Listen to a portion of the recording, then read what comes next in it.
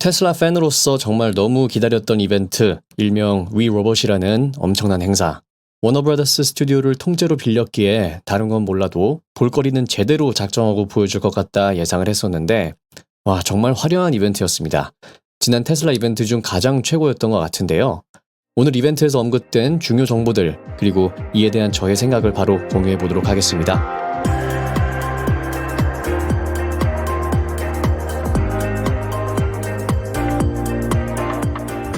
일론이 사이버 트럭 때부터 얘기해오는 슬로건이 하나 있습니다.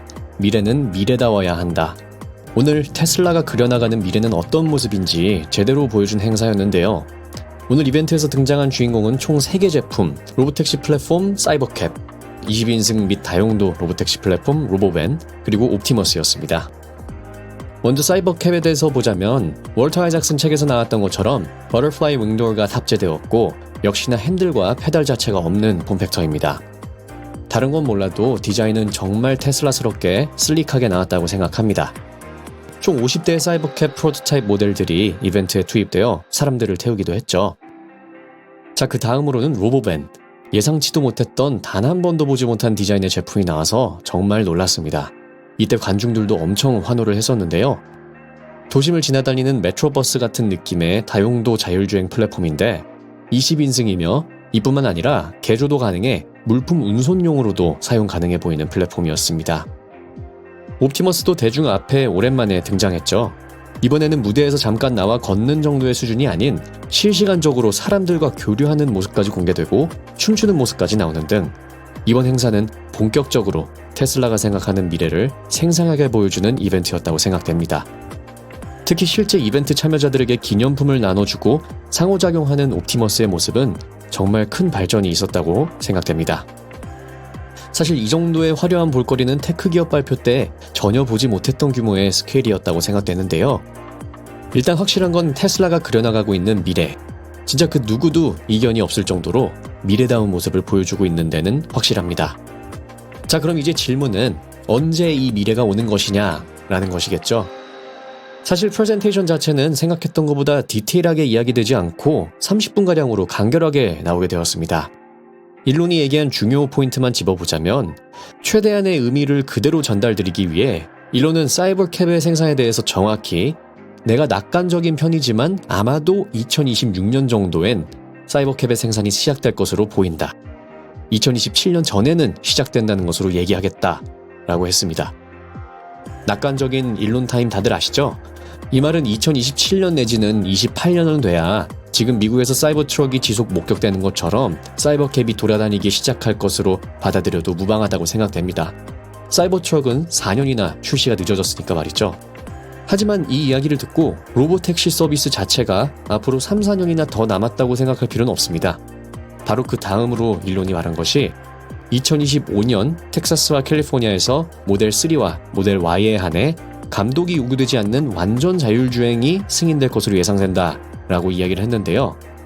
물론 승인이 되었다가 아닌 승인될 것으로 예상된다 라고 했으니 이 둘은 엄연히 차이가 있습니다.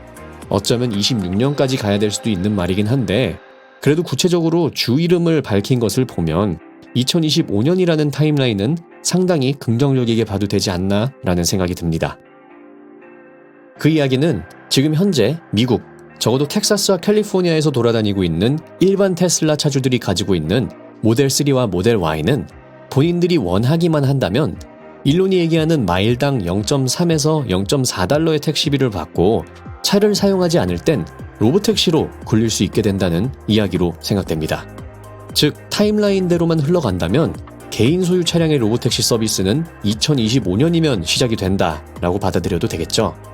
이는 아크인베스트가 예상하는 테슬라의 로보택시 출시 예상년도인 2025년 58%의 가능성을 주고 있는데 이와 일관되는 타임라인이기도 합니다. 이 부분을 시장에서 어떻게 받아들이냐가 오늘의 주가 향방을 결정할 것 같은데요. 이 외로도 당장의 주가에 있어서 또 매우 중요한 요소가 하나 있습니다. 바로 저가형 모델이죠. 모델 2에 대한 이야기가 일절 없었습니다. 기존 1분기 실적 발표에서 일론 머스크는 2025년 모델 2가 기존의 생산 라인에서 생산이 진행될 것이다 라고 얘기를 했었는데 이에 대해 아무런 발표가 없다는 것은 아무래도 일론과 테슬라는 모델2는 필요 없다라고 생각을 바꾼 것이 아닌가 예측됩니다. 일론은 원래도 모델2는 버리고 오로지 핸들과 페달이 없는 사이버캡의 생산만을 고집을 했었는데요.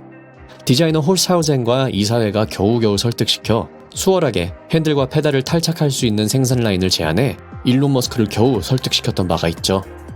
하지만 이번 최신 이벤트에서 보니 일론은 테슬라에 매우 중요한 하나의 베팅을 하고 있는 듯합니다. 바로 트럼프의 당선입니다. 트럼프를 당선시켜 규제에 관한 허들을 재빠르게 넘어서 모델2를 제끼고 바로 로보택시 플랫폼으로 가야 한다는 의중을 내비친 것이라고 판단되는데요. 사실 그도 그럴 것이 만약 자율주행이 완성된다면 사실 핸들과 페달은 필요가 없는 것이 맞겠습니다. 지금으로서는 잘 상상이 안 되겠지만 자율주행이 완벽하다면 운전을 하고 싶은 사람이 있을까요? 그렇지만 저는 모델2에 대한 이야기가 아예 없다는 것은 시장으로서는 매우 받아들이기 힘든 일이라고 생각합니다. 우리는 테슬라의 자율주행이 완성될 것이라는 것에 있어선 의심의 여지가 없습니다. 그렇게 테슬라에 대한 투자를 계속하는 것이겠죠.